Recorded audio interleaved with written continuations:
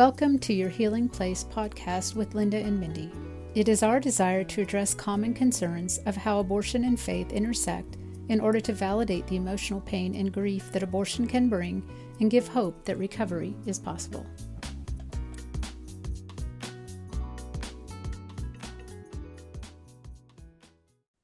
Welcome to the Your Healing Place podcast. Linda and I are here today with Jane Abate. She is the author of Where Do Broken Hearts Go? Healing and Hope After Abortion, and the host of My Mentor Jane, which you can find on YouTube. So welcome, Jane. We're so glad you're here. I'm thrilled to be with you. Thank you for inviting me. Yes. So I just want you to tell us, share just a little bit about your road to abortion, what it looked like in your life, maybe some of the details, some of the things that led up to the crisis of having an abortion. I was, and still am, the youngest of four girls in a family out of Pittsburgh, Pennsylvania. I was raised in the Catholic Church. My parents were good people. They instilled values in me. We went to church. I received all the sacraments in the Catholic Church. And it was really important to me to be a good girl. My dad was pretty distant, didn't show much affection, didn't show much interest in his daughters. And so doing well in school, behaving were ways that I could get his attention and praise, which I was really hungry and thirsty for. My mom was really strict. She was emotionally erratic. I mean, some days she was just loving, and other days she could be really nasty and cruel. So, again, keeping the peace, being a good girl, not causing any trouble, kept at least my part of the home pretty calm. So, it was a lot of growing up about performance, pleasing, and just being good and not causing any disruption. So that's the way I tried to live my life. And unfortunately, in my family, there was because I didn't have any brothers, and my dad and mom just didn't take the initiative. There was no discussion about relationships with the opposite sex, how to date, how to think about it. I guess they just assumed that I would know to kind of quote unquote behave. But, not talking about it and not giving me, helping me build confidence. I was really super shy. Never had a date in high school, didn't go to the prom, that sort of stuff. So when I went off to college, a local state college, I was really just ready to be different. In fact, I made an oath that I am not going to be shy anymore. And so on the one hand, that was great because I made a lot of friends and the social life with my girlfriends was terrific. And I loved college. The downside of that is that I was on my own when it came to boys. And so I would go to the frat parties and kind of watched and looked around and, oh, it must seem like to get the boys' attention, you must drink and, get real physical with them. And so that eventually led me to being sexually active pretty early in college.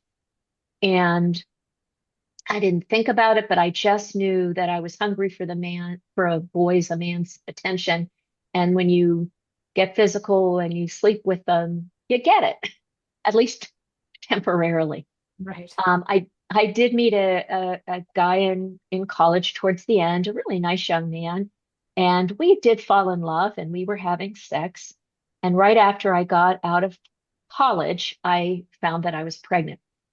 And, I just remember being totally panicked. It was a physical experience of panic. Oh my gosh, what am I going to do?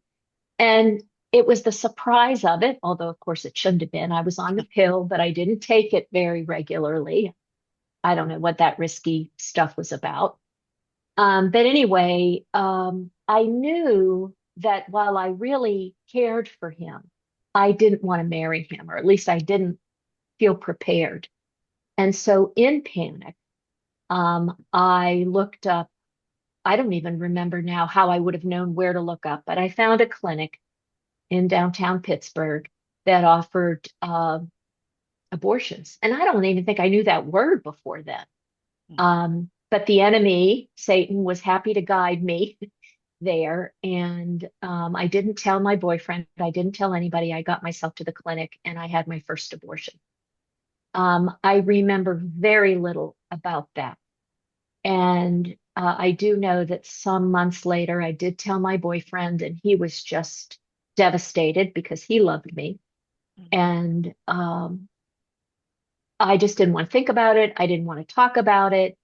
And I was starting to date someone else on like on the side, on the sly. And so I broke up with the father of that baby, devastated him. I just, when I think about it, Mindy, I wanted to put it behind me. And breaking up with him, I think, was one way I could like cut it out of my life. He wasn't in my life anymore, so that abortion must not be in my life. I don't think that was a real conscious thought, but I do believe that was part of breaking off. Um, was dating around at that point, and a couple of years later, ended up getting pregnant to a guy I met at a disco. I was dating casually. I liked him, but this was, Yeah. I we have to we interrupt might, just for 1 second. yeah. I'm so sorry. This is such a serious conversation, but the word disco is just not something we use anymore. So if you could just really Takes us quickly, back.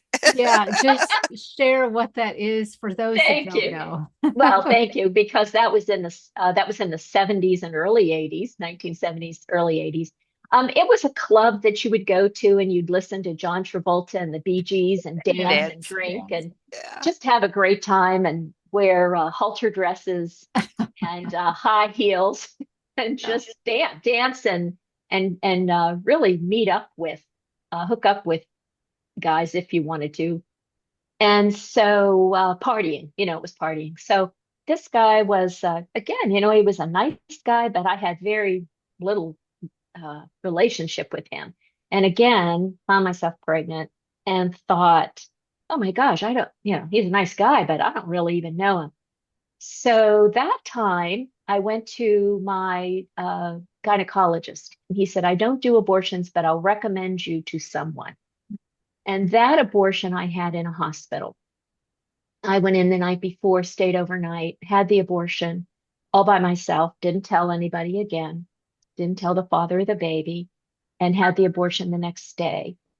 When I look back, I think I must have been a lot further along in my pregnancy, which was probably one of the reasons why he referred me to a doctor and to have it done in a hospital. And there was a lot of bleeding afterward. And I was, living by myself. And I just remember being so very afraid, but not having anybody to call because nobody knew what happened. So that was some pretty rough nights. Did the father of the baby know about that one? No. No, and I never told him. Okay. Uh, we broke up, I think very shortly afterward. I was dating somebody else, and that was again, I wasn't committed to him. And he was part of something I wanted to forget. Yeah. I didn't, those first two abortions wasn't thinking about it. I remember even less of the second abortion than the first, the actual experience of it. And I see now how that like amnesia or that forgetting, that numbness, were all signals of the trauma. But Yeah. I didn't know, you know. Yeah. So I picked myself back up. I was working in banking at the time. I was worked in HR, human resources, and I was rising up through the ranks, doing well successfully. Um, Proud of myself in my career. I was being a good girl on the outside, wasn't I? An executive, nice apartment, fancy car. Um, but my family was wondering, hey, Janie, here you are, 28, 29 years old, 30, you're not married, you're not even looking like you're getting married. And that's because I wasn't having any serious or meaningful relationship. Do you Well, Jane, may I just ask real quick, do Yeah, you think that sure, had to sure. do with the abortions at all? Were you hesitant to get close to somebody like that, or was that other things Uh, Actually, I think it wasn't so much hesitancy as desperation. to stay And away from so somebody? so if somebody would pay attention to me, I Yeah, would date him, uh, sleep with them. But yeah. nothing was, they were looking for somebody to sleep with. So the men weren't looking for a relationship. So I was picking men who weren't the, right material, marriage material. Um, I know trying to get that connection to, and I think as I've read more about this and this whole topic of trauma, it's called trauma reenactment, Hmm. with this idea where you repeat, you get yourself into the same situation over and over again, unconsciously trying to resolve it in a way that it turns out differently. Um, and because, one abortion, two abortions, That's a but crazy cycle to be on. yeah, it's a terrible cycle, and it's unconscious. It's not like I knew I was trying to make it turn out differently. So anyway, back to why I wasn't getting married or in any relationships. It was because I was making poor choices out of desperation. Okay. And I really was not, I was still going to the Catholic Church. At some points during this time, I was teaching what they called CCD or Sunday school. Hmm. All the outward appearances were that she's doing great, a little high strung, she can fly off the handle, she's pretty anxious, she's got a hot temper, she's a perfectionist, all that stuff. Um, I was seeing that as, oh, I'm a good executive. I demand quality and excellence and so on and so forth. But really, those were signs of, just some of the, some of the trauma and the aftermaths of abortion. Um, I finally got to the point at about age 30 where I did become involved in a serious relationship, and I fell madly in love with this man. And we dated for a couple of years. And then at around uh, age 32, I found out I was pregnant for the third time.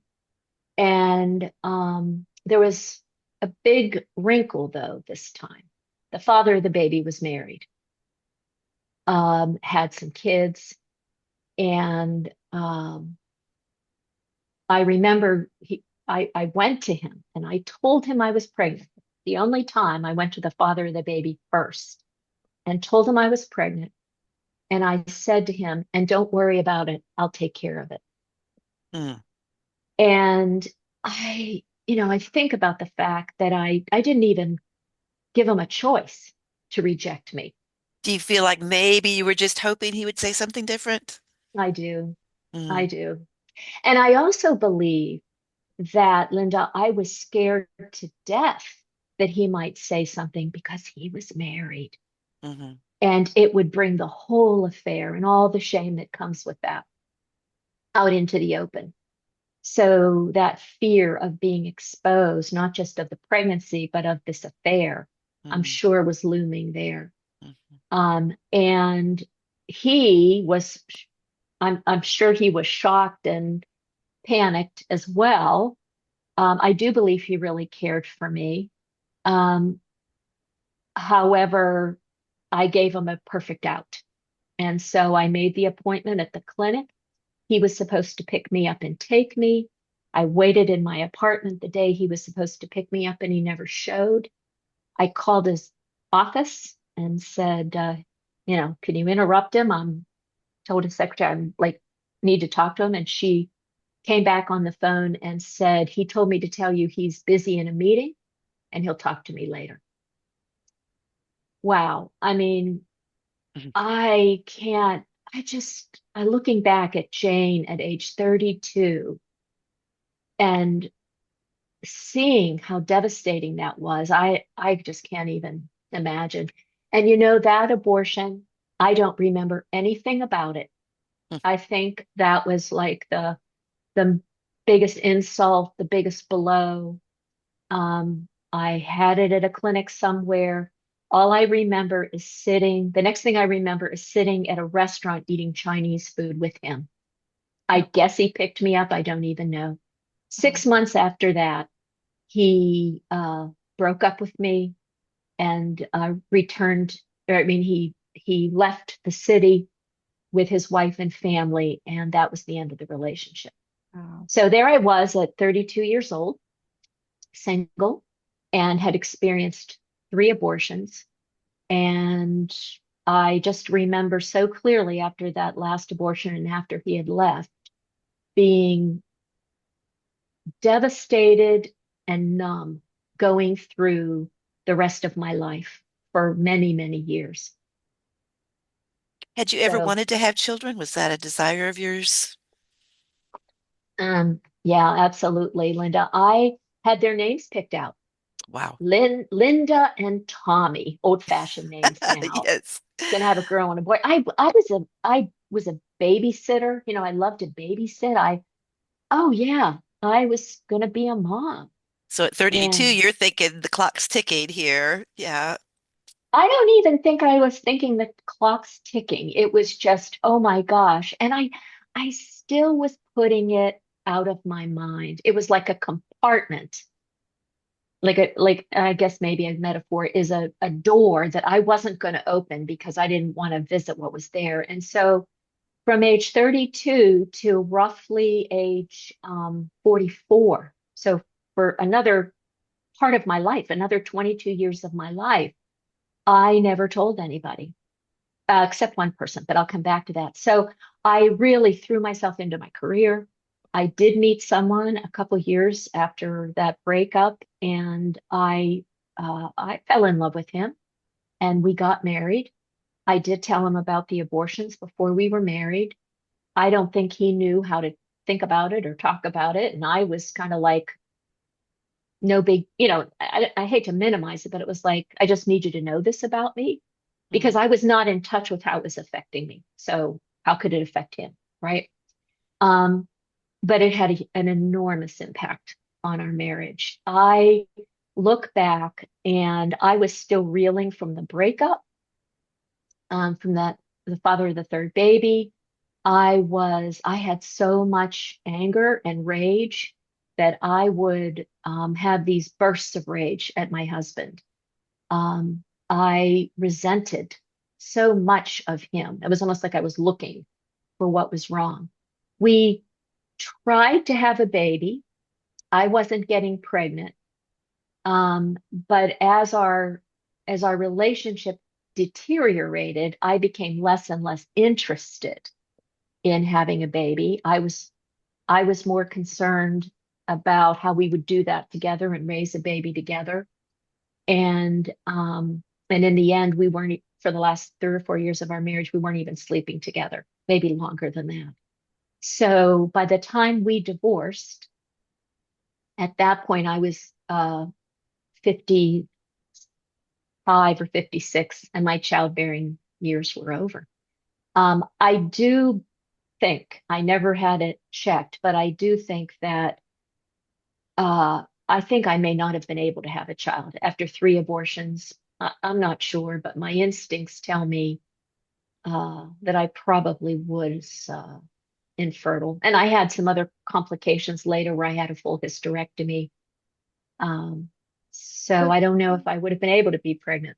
if I could just step in a moment, you're sharing so many amazing, I mean, hard things, amazing things as I think about where you've been and where you are now and what God is doing through your life. And so I kind of want to just make that shift so we can definitely start to talk about some of those great things that God is doing in your life. And Mhm. so to start that off, if you could, just help us to understand how you knew you needed healing. What was that turning point where you took your step into healing and got Yeah, you on this road that you're on now today? yeah.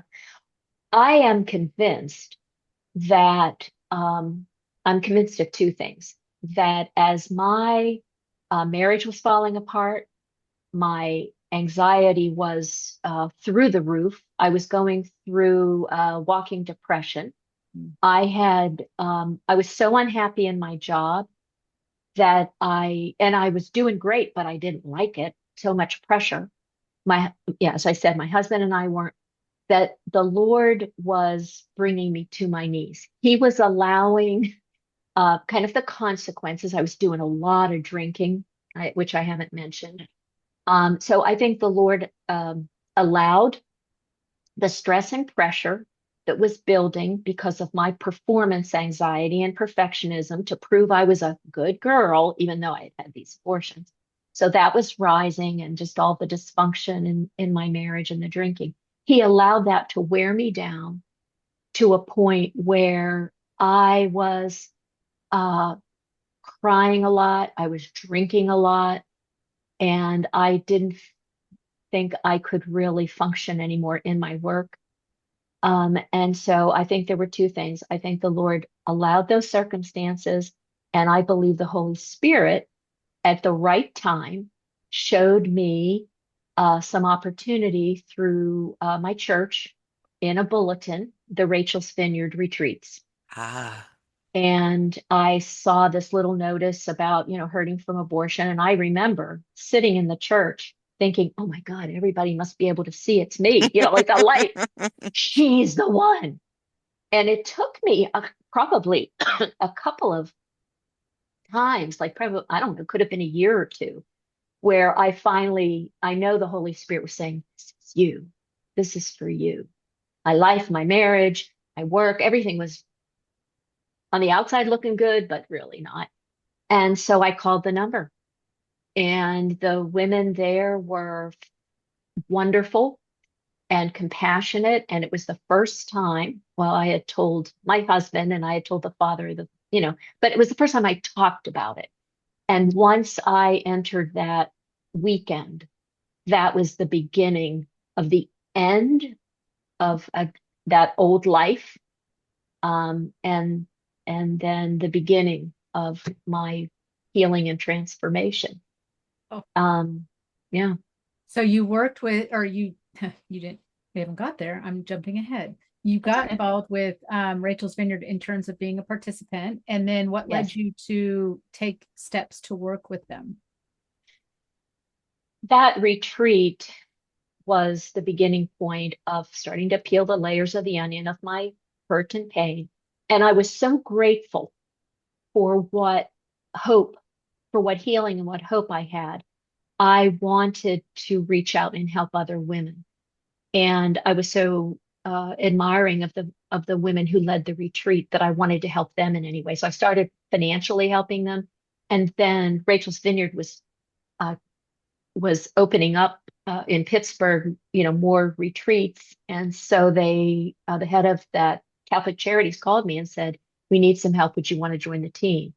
Mm. So I was then on the retreat team, a part of, let's say, delivering the support on the weekends. And through that, for many years, I was continuing to do my grieving and my healing on those retreats as much as supporting others. And after about 3 or 4 years of that, again, I believe the Holy Spirit was kind of inkling that, there's more that you can do. And I'd always wanted to write a book. And so in the meantime, had met my second husband, Bill, and I had told him about my abortions, and he was uh, kind and compassionate and loving. And we ended up getting married. And he said, if you want to write this book, whatever you need. And so, Where Do Broken Hearts Go? My book, it's approached from the way that I needed to heal, which was to look at my emotions. And so the book is about 19 different emotions that I have experienced, still do experience, on the abortion healing journey. So I wrote the book, and so I lead retreats, or I participated in the retreats. I run small groups with my book, and then now, about 3 years ago, again, I felt led to, people don't read as much. They don't want to read as much, perhaps. And there's this thing called YouTube. And so that's when I decided to take what I had been writing and put it into YouTube videos. And that's how my mentor, Jane, the YouTube channel, was born and has been operating for over 3 years now. I love that. And so initially my mentor Jane started out as just kind of a general mentorship, if I'm correct. That's And right. then the Lord has shifted that just a little bit too. Just talk about that a minute. Mm-hmm. Mindy, I've been public for a long time. Once I got into being part of the Rachel's Vineyard retreat, and certainly when I wrote my book, that's when I'll tell anybody about my abortions. So he was preparing me to get comfortable with talking openly like I have today with some of my darkest sin and most shameful moments and decisions. Um, and so getting to YouTube, however, is a whole different thing. Yes. So I think he helped me dip my toes into putting video out there on YouTube that presumably will be there forever. People find it and talking about, sort of general self-help things about relationships and getting along with your boss and being a better leader, that kind of thing. And so as I was dipping my toe in that water for about a year, and I was thinking, okay, now where do I go with this channel? Because I had also been a leadership development coach, I could talk about a lot of that. I really believe the Holy Spirit said, okay, Jane, now it's time to do your real work. And that is to reach out and support women and men who've experienced abortion, to help them understand that there is hope and healing, and most importantly, that he died for them. He died for their sins of Amen. abortion, and he's waiting to share his mercy and love with them. That's right. So that was about 2 years ago. And so since then, all the videos are focused on healing and hope after abortion. That's beautiful, because really the most important thing isn't the particular sin that we have, whether it's abortion or pornography or adultery or divorce, whatever you want to put in there, Mm-hmm. sexual promiscuity. Yeah. It's the need for Jesus. We all have a need for Jesus. We all have sin, and it's the same at the cross. So all right. So you can find Jane's book out on Amazon or other places, I'm sure, but Where Do Broken Hearts Go? Hope and Healing After Abortion, and my mentor Jane out on YouTube. Jane, thank you for being with us today. Thank you so much. God bless you. Thank you for listening. This podcast was inspired by the many conversations had through the years with women struggling from the emotional pain associated with abortion. Thank you for allowing us into your healing journey. Subscribe on major platforms where podcasts can be heard. Learn more about virtual abortion recovery healing at www.anevenplace.com. The link is in the show notes.